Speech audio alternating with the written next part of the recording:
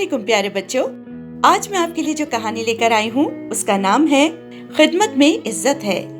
الینا ویسے تو ایک اچھی لڑکی تھی، پڑھنے لکھنے میں ہوشیار اور اپنا کام پوری توجہ سے کرتی تھی۔ امی ابو کی بھی خدمت کرتی اور خیال رکھتی تھی، لیکن اس کی ایک بری عادت تھی، وہ یہ کہ وہ ہر ایک پر اپنا حکم چلانے کی کوشش کرتی تھی۔ جو کچھ بھی ہو بس اس کی مرضی سے ہو، سب اس کے حکم کی تابعداری کریں، اس بارے میں وہ کسی کی نہیں سنتی تھی۔ والدین نے بھی اس کو بہت سمجھایا، مگر اس نے اپنی عادت نہیں چھوڑی۔ یہ دیکھ کر اس کی سہیلیاں بھی اس سے دور دور رہنے لگیں۔ ایک دن سب سہیلیاں اسکول میں بریک میں کھیل رہی تھیں۔ الینا کی سہیلیوں کے گروپ نے ڈاکٹر اور مریض کا کھیل کھیلنے کا فیصلہ کیا۔ نبیلہ ڈاکٹر بنی، شہنیلا اور ایمن نرسیں، باقی لڑکیاں مریض بنی۔ ابھی کھیل شروع بھی نہیں ہوا تھا کہ الینا بھی آ پہنچی۔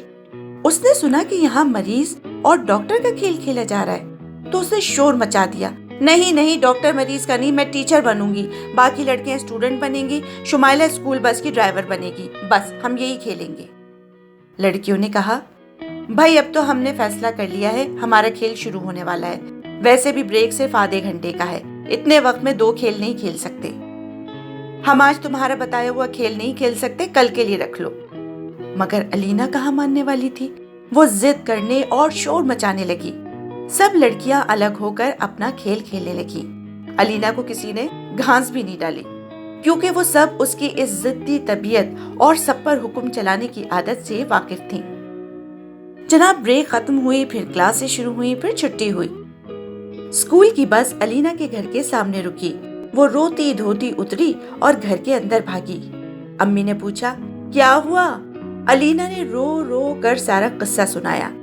امی جان نے کہا، دیکھو بیٹی، یاد رکھو، اس دنیا میں سارا حق صرف ہمارا نہیں، دوسروں کا بھی ہے، اور جس طرح تم پسند نہیں کرتی کہ کوئی تم پر حکم چلائے، اپنی مرضی ٹھونسے، تم سے ضد کرے، تو تم کیسے سمجھتی ہو کہ اگر تم خود دوسروں کے ساتھ ایسا کرو گی تو لوگ تم سے خوش ہوں گے؟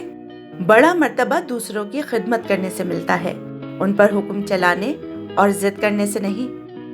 الینا بہت شرمندہ ہوئی۔